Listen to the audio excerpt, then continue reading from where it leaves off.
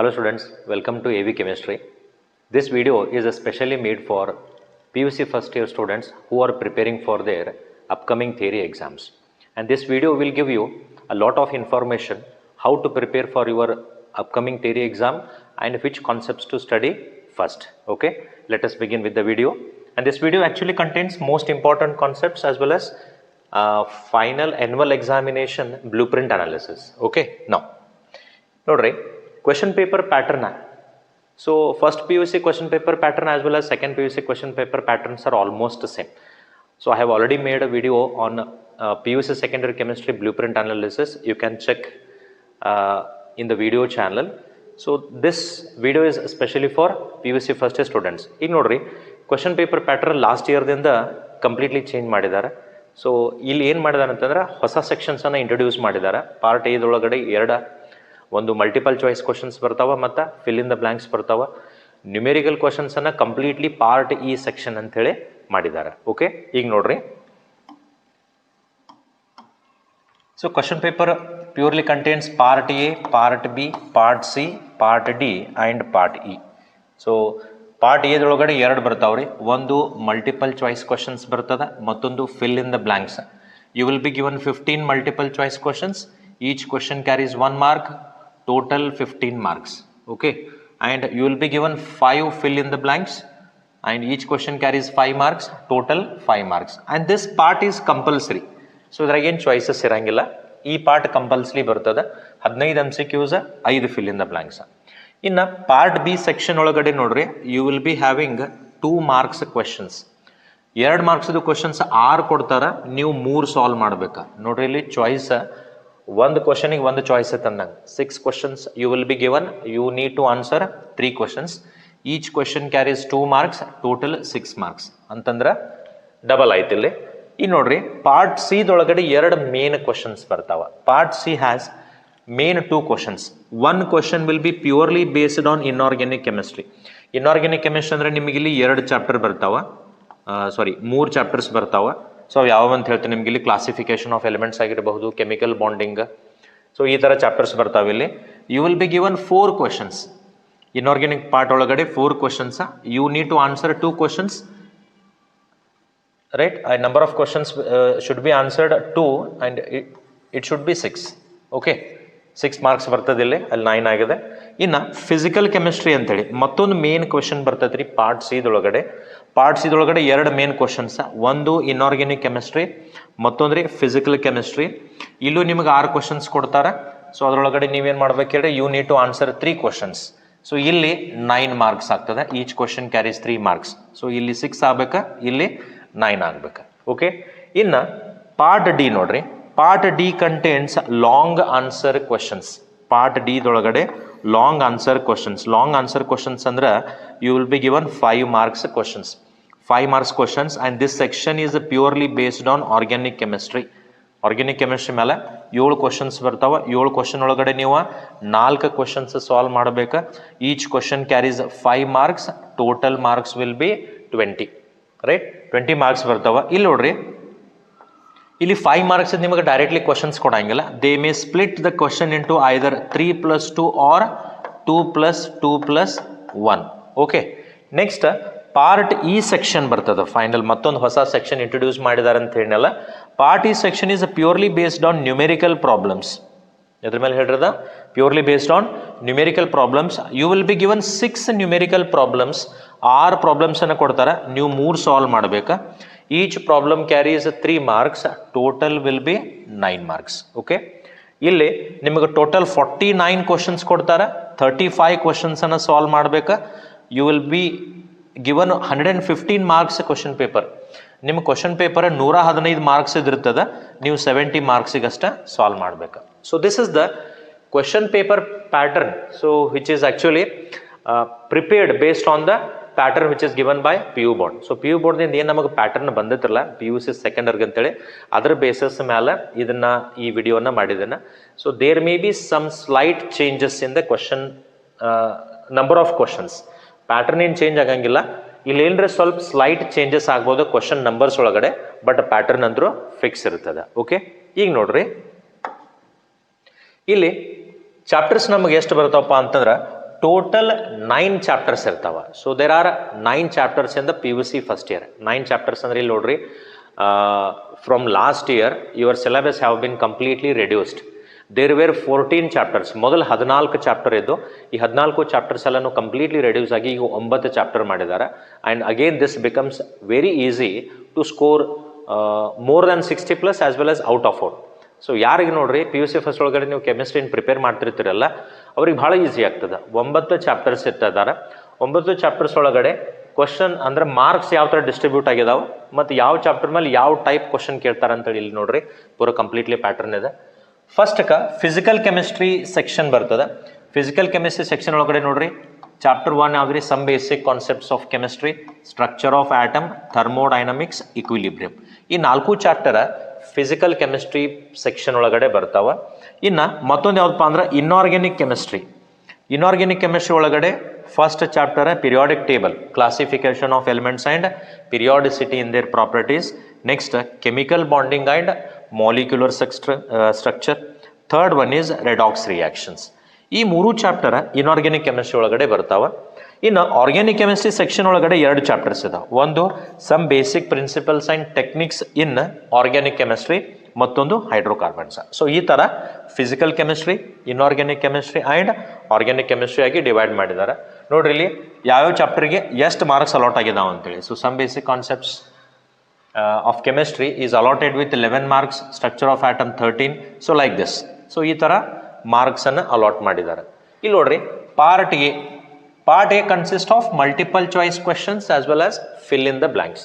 So total ನೋಡ್ರಿ ಇಲ್ಲಿ some basic concepts ಒಳಗಡೆ 2 ಶಾರ್ಟ್ ಆನ್ಸರ್ ಕ್ವಶನ್ಸ್ ಅಂತೇಳಿ ಬರ್ತಾವೆ. ಶಾರ್ಟ್ ಆನ್ಸರ್ ಅಂತಂದ್ರೆ ಅದು ಮಲ್ಟಿಪಲ್ ಚಾಯ್ಸ್ ಕ್ವೆಶನ್ ಇರ್ಬೋದು ಮತ್ತು fill in the blanks. So ಇಲ್ಲಿ ನಾನು ಡೈರೆಕ್ಟ್ಲಿ ಅಂದರೆ ಇನ್ನೂ ಡಿಸೈಡ್ ಮಾಡಿಲ್ಲ. ಇಲ್ಲಿ ನೋಡ್ರಿ ಇಷ್ಟರೊಳಗೆ ಎಲ್ಲದ್ರೊಳಗಡೆ ಇದ್ರಾಗ ಮಲ್ಟಿಪಲ್ ಚಾಯ್ಸ್ ಕ್ವಶನ್ಸೂ ಬರಬಹುದು ಮತ್ತು ಫಿಲ್ ಇನ್ ದ ಬ್ಲ್ಯಾಂಕ್ಸು ಬರಬಹುದು. ಸೊ ಇವೆಲ್ಲನೂ ಈ ಚಾಪ್ಟರ್ಸ್ ಮೇಲೆನು. ಹಂಗಾರೆ ಹೈಡ್ರೋಕಾರ್ಬನ್ಸ್ ಮೇಲೆ ನೋಡ್ರಿ 3 ಕ್ವಶನ್ಸ್ ಬರ್ತಾವೆ. ಈ 3 ಕ್ವಶನ್ಸ್ ಒಳಗಡೆ ಮಲ್ಟಿಪಲ್ ಚಾಯ್ಸ್ ಕ್ವಶನ್ಸ್ ಮತ್ತು fill in the blanks. Organic chemistry ಅನ್ನೋ ಇದನ್ನ ನೋಡ್ರಿ ಸಮ್ ಬೇಸಿಕ್ ಟೆಕ್ನಿಕ್ಸ್ ಒಳಗಡೆನೂ 3 ಕ್ವಶನ್ಸ್ ಬರ್ತಾವೆ. ಈ 3 ಕ್ವಶನ್ಸ್ ಒಳಗಡೆ ಫಿಲ್ ಇನ್ ದ ಬ್ಲ್ಯಾಂಕ್ಸ್ 1 ಇರ್ಬೋದು ಅಥವಾ 2 ಇರ್ಬೋದು, ಮಲ್ಟಿಪಲ್ ಚಾಯ್ಸ್ ಕ್ವಶನ್ಸ್ 2 ಇರ್ಬೋದು. ಆಮೇಲೆ ಕೆಮಿಕಲ್ ಬಾಂಡಿಂಗ್ ಚಾಪ್ಟರ್ ಒಳಗಡೆನೂ 3 ಬರ್ತಾವೆ. ಆಮೇಲೆ ರೀ ಇಕ್ವಿಲಿಬ್ರಿಯಂ ಚಾಪ್ಟರ್ ಒಳಗಡೆನೂ 3 ಬರ್ತಾವೆ.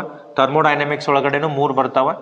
ಆಮೇಲೆ some basic concepts of chemistry ಒಳಗಡೆ 2 ಬರ್ತಾವೆ. ಸೊ ಈ ಥರ ನಾವಿಲ್ಲಿ ಫಿಲ್ ಇನ್ ದ ಬ್ಲ್ಯಾಂಕ್ಸ್ ಮತ್ತು ಮಲ್ಟಿಪಲ್ ಚಾಯ್ಸ್ ಕ್ವಶನ್ಸನ್ನು ಇಲ್ಲಿದ್ದಾವೆ ಈ ಚಾಪ್ಟರ್ಸ್ ಒಳಗಡೆ.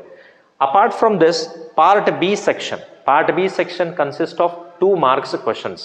ಈ 2 ಮಾರ್ಕ್ಸ್ ಕ್ವಶನ್ಸ್ ಯಾವ್ಯಾವ ಚಾಪ್ಟರ್ಸ್ ಮೇಲೆ ಬರಬಹುದು ನೋಡ್ರಿ. Thermodynamics, equilibrium, periodic table and 2 questions from chemical bonding, 1 question from redox reactions, 2 questions from organic chemistry and 1 question from corresponding hydrocarbons chapter. Okay. Next part C ದೊಳಗಡೆ ನಾನು ನಿಮ್ಗೆ ಹೇಳಿದ ಪ್ರಕಾರ ಪಾರ್ಟ್ ಸಿ ದೊಳಗಡೆ 2 sections ಬರ್ತಾವೆ. ಒಂದು ಇನ್ಆರ್ಗ್ಯಾನಿಕ್ ಕೆಮಿಸ್ಟ್ರಿ ಸೆಕ್ಷನ್, ಮತ್ತೊಂದು physical chemistry section. ಇಲ್ಲಿ ಯಾವುದೂ ಪ್ರಾಬ್ಲಮನ್ನು ಕೇಳಂಗಿಲ್ಲ. ಫಿಸಿಕಲ್ ಕೆಮಿಸ್ಟ್ರಿ ಸೆಕ್ಷನ್ ಒಳಗಡೆ ಪಾರ್ಟ್ ಸಿದಾಗೇನು 3 ಮಾರ್ಕ್ಸ್ ಕ್ವಶನ್ಸ್ ಕೇಳ್ತಾರಲ್ಲ, ಈ ಪಾರ್ಟ್ ಸಿದೊಳಗಡೆ ಒಂದು ನ್ಯೂಮೆರಿಕಲ್ ಪ್ರಾಬ್ಲಮ್ಸ್ ಕ್ವಶನ್ಸ್ ಬರಂಗಿಲ್ಲ.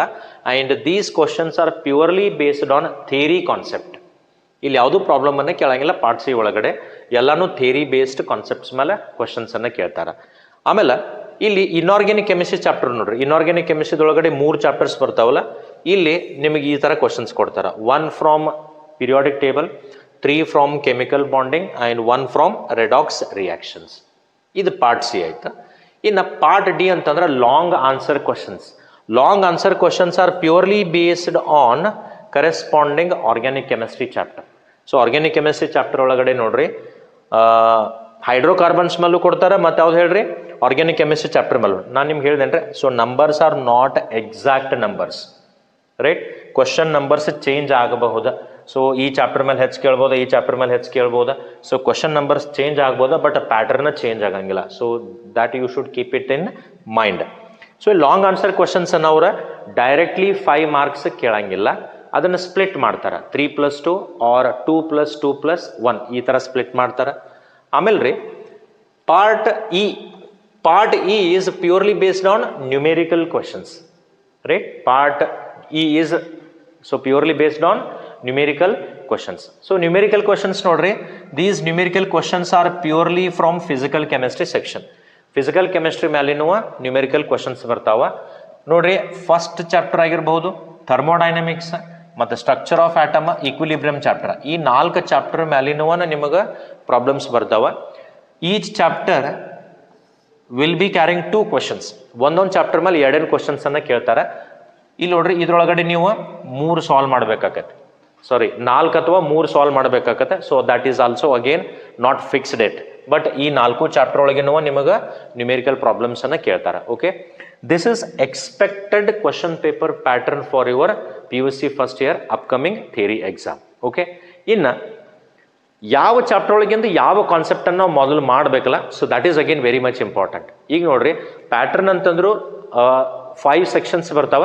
5 ಸೆಕ್ಷನ್ ಒಳಗಡೆ part A multiple choice questions plus fill in the blanks, part B will be 2 marks questions, part C will be 3 marks questions which will be based on inorganic chemistry and physical chemistry, part D will be purely based on organic chemistry which contains long answer questions, and part E will be purely based on numerical questions which comes from physical chemistry. So ಈ ಏನೈತ್ರಲ್ಲ ಇದು ಪ್ಯಾಟರ್ನ completely fix ಇರ್ತದೆ. Number of questions changes ಆಗ್ಬಹುದು. So ಇಲ್ಲ ನಂಬರ್ಸನ್ನ ಏನು ತೊಗೊಂಡೇನಪ್ಪ ಅಂದ್ರೆ ಏನು ನಮ್ಮ ಕಡೆ ಪ್ಯಾಟರ್ನ್ ಐತಲ್ಲ, ಸೊ ಅದ್ರ ಮೇಲೆ ನಾವು ಫಾಲೋ ಮಾಡಿದ್ದಾನೆ, ಈ ನಂಬರ್ಸ್ ಅಷ್ಟು ಚೇಂಜ್ ಆಗ್ಬೋದು. Okay, that I am telling you again and again, pattern change ಆಗಂಗಿಲ್ಲ, ನಂಬರ್ಸ್ ಚೇಂಜ್ ಆಗ್ಬೋದು. ಇನ್ನು ನೆಕ್ಸ್ಟ್ ಏನು ಡಿಸ್ಕಷನ್ ಮಾಡ್ತೀನಿ, that is again very much important to practise for your upcoming exam. Right, don't skip the video, just watch the video completely. Okay, ಈಗ ನೋಡ್ರಿ, concepts ಬಗ್ಗೆ ನಾವು discussion ಮಾಡೋಣ. ಕಾನ್ಸೆಪ್ಟ್ ಬಗ್ಗೆ ಡಿಸ್ಕಷನ್ ಮಾಡೋಕ್ಕಿಂತ ಮೊದಲ ಗೈಡ್ಲೈನ್ಸ್ ಯಾವ ಥರ ಇರ್ತಾವೆ ನೋಡ್ರಿ ಕ್ವಶನ್ ಪೇಪರ್ ಸೆಟ್ ಮಾಡಕ್ಕೆ. PUC second year question paper set ಮಾಡೋದಾಗ್ಲಿ, PUC first year question paper set ಮಾಡೋದಾಗ್ಲಿ, ಗೈಡ್ಲೈನ್ಸ್ ಕರೆಕ್ಟಾಗಿ ಸೇಮ್ ಆಗಿ ಫಾಲೋ ಮಾಡ್ತಾರೆ. ಇಲ್ಲಿ ಗೈಡ್ಲೈನ್ಸ್ ಒಳಗಡೆ ನೋಡ್ರಿ, ಮೊದಲನೇದ there is no intermixing of ಕ್ವೆಶನ್ಸನ್ನು ಇಂಟರ್ಮಿಕ್ಸ್ ಮಾಡಂಗಿಲ್ಲ ಫ್ರಮ್ ಡಿಫ್ರೆಂಟ್ ಯೂನಿಟ್ಸ್. ಬೇರೆ ಬೇರೆ ಯೂನಿಟ್ಸ್ನಂತ ಕ್ವಶನ್ಸನ್ನು ಅಂದ್ರೆ ಮಿಕ್ಸ್ ಮಾಡಂಗಿಲ್ಲ. ಈಗ ನೋಡ್ರಿ, ಸೇ your 15th question is divided as A and B. Okay, if question A is from structure of atom ದಿಂದ ಇತ್ತ ತಿಳ್ಕೊರಿ, ಅದರೊಳಗಿಂದ ಬಿ ಸೆಕ್ಷನ್ ಕ್ವಶನ್ ಬ್ಯಾರೆ ಚಾಪ್ಟರ್ ಅಂದ್ರೆ ಪಿರಿಯಾಡಿಕ್ ಟೇಬಲ್ ದಿಂದ ಕೇಳಂಗಿಲ್ಲ. Right, if question A is from structure of atom, question B is also from structure of atom only ಅಂತಂದ್ರೆ intermix ಮಾಡಂಗಿಲ್ಲ.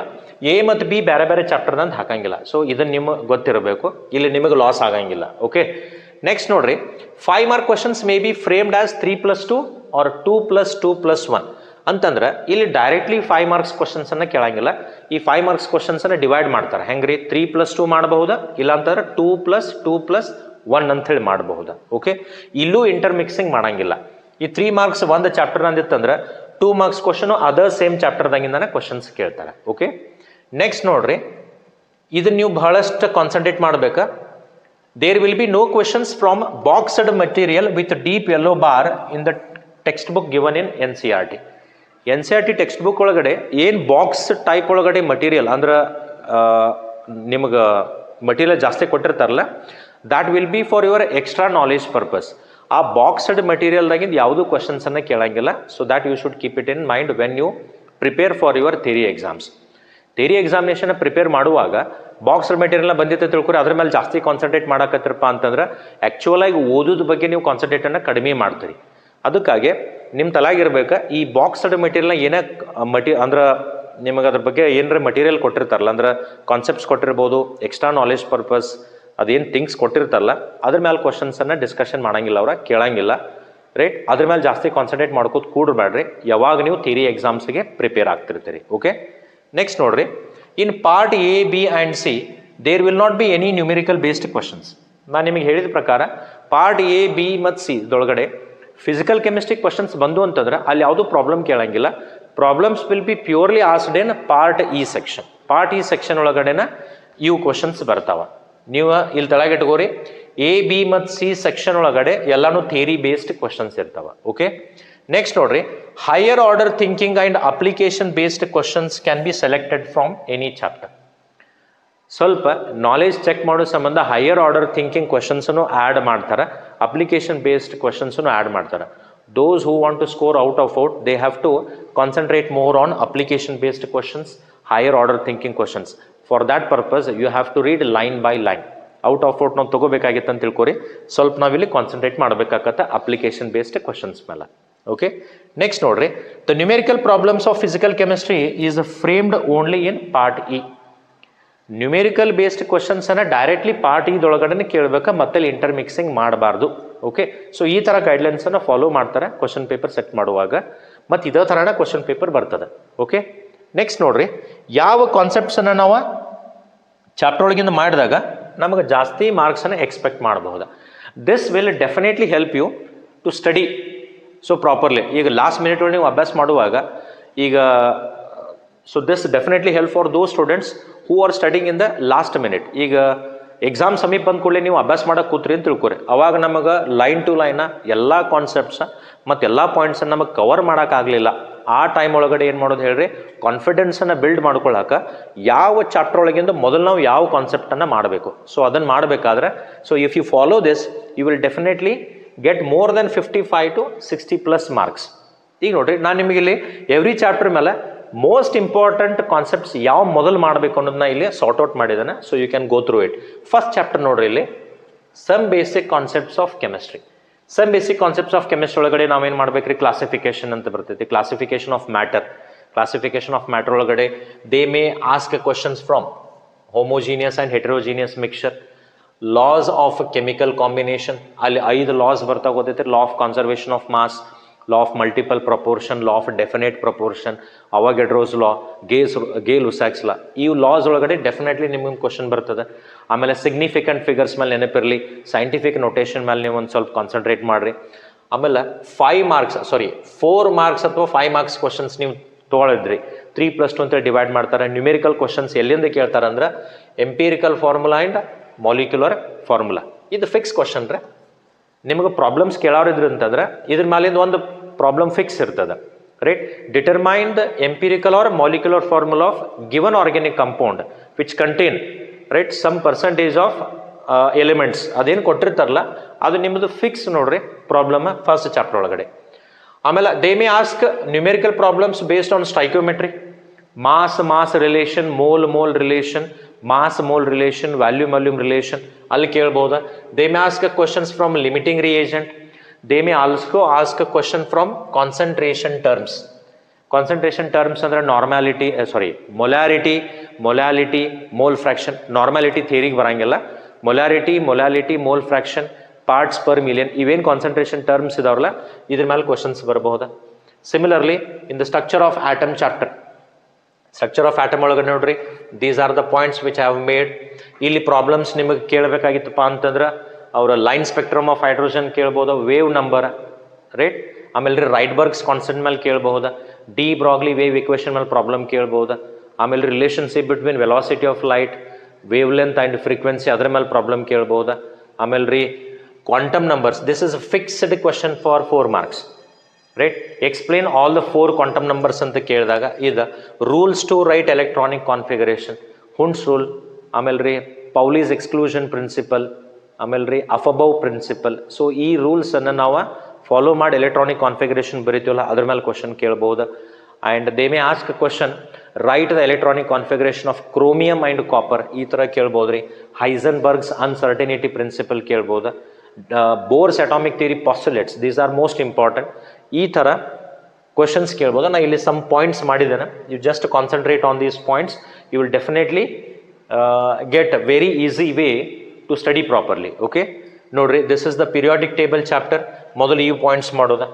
ಇಲ್ಲಿ electron gain enthalpy, electronegativity, ionisation enthalpy, atomic radii, ionic radii, how these properties varies along the period and down the group. So ಇದನ್ನು fix ಕೇಳ್ತಾರೆ. And they will ask some questions based on IUPAC name of elements with atomic number greater than 100 ಕೇಳಬಹುದು. ಅಥವಾ history of periodic table, Mendeleev's law, modern periodic law, Newlands' law of octave, Dobereiner law. So ಈ ಥರ ಕ್ವಶನ್ಸನ್ನು concentrate ಮಾಡಬಹುದಾ. Next ನೋಡ್ರಿ, the most important chapter that is chemical bonding. ಇಲ್ಲಿ ನೀವು Lewis dot structure ಮೇಲೆ ಕಾನ್ಸಂಟ್ರೇಟ್ ಮಾಡಿರಿ. Octet rule, limitations of octet rule, ionic bond, what are the factors which affects ionic bond, covalent bond, ಇದನ್ನು ಕೇಳ್ತಾರೆ. VSEPR theory ಮೇಲೆ shape of the molecules ಕೇಳಬಹುದು, dipole moment ಮೇಲೆ question ಕೇಳಬಹುದು, right. ಆಮೇಲೆ ರೀ difference between sigma bond pi bond, this is important question. Hybridisation ಮೇಲೆ question ಕೇಳ್ತಾರೆ. ಬೇಸ್ಡ್ ಆನ್ ಹೈಬ್ರಿಡೈಸೇಷನ್ ಒಂದು ಎಕ್ಸಾಂಪಲ್ ಕೊಟ್ಟು ಅದನ್ನ ಎಕ್ಸ್ಪ್ಲೇನ್ ಮಾಡಿ ಅಂತ ಕೇಳ್ತಾರೆ. ವೆಲೆನ್ಸ್ ಬಾಂಡ್ ಥಿಯರಿ ಮೇಲೆ ಕ್ವಶನ್ಸ್ ಬರ್ಬೋದಾ, ಸೇಲಿಯಂಟ್ ಫೀಚರ್ಸ್ ಮೇಲೆ ಕ್ವಶನ್ ಬರ್ಬೋದಾ. Molecular orbital theory, this is again most important concept from chemical bonding. ಇಲ್ಲಿ write the electronic configuration of given molecule and calculate the bond order, right its magnetic property ಅಂತೇಳಿ ಕೇಳ್ಬೋದಾ. ಇಲ್ಲಿ expected ಯಾವಪ್ಪ ಅಂತಂದ್ರೆ hydrogen molecule ಆಗಿರ್ಬೋದು, lithium molecule ಆಗಿರ್ಬೋದು, ಅಥವಾ carbon molecule, oxygen, ಮತ್ತು ಯಾವ್ದ್ರಿ ನೈಟ್ರೋಜನ್. ಸೊ ಇದ್ರ ಮೇಲಿನ ನಿಮಗೆ MOTಯನ್ನು ಕಾನ್ಸಂಟ್ರೇಟ್ ಮಾಡ್ತಾರೆ. ಆಮೇಲೆ ಹೈಡ್ರೋಜನ್ ಬಾಂಡಿಂಗ್ ಅಂದ್ರೆ ಏನು, types of hydrogen bonding, intramolecular ಮತ್ತು intermolecular hydrogen bonding example ಕೇಳಿದ್ದಾರೆ ಬಹಳಷ್ಟು ಸಲ, ಅದ್ರ ಮೇಲೆ ಕಾನ್ಸಂಟ್ರೇಟ್ ಮಾಡ್ರಿ. Okay, so these are the most expected concepts from these chapters. In next ನೋಡ್ರಿ, so these are the most important concepts from thermodynamics chapter, equilibrium chapter, redox reaction, organic chemistry as well as hydrocarbons. So you just go through these concepts, and my suggestion is first practice all these concepts. You will definitely score more than 55 to 60 plus marks. Okay, this video will definitely help you for your upcoming theory exams. Okay, for more such videos please subscribe to the channel and keep supporting me. Thank you.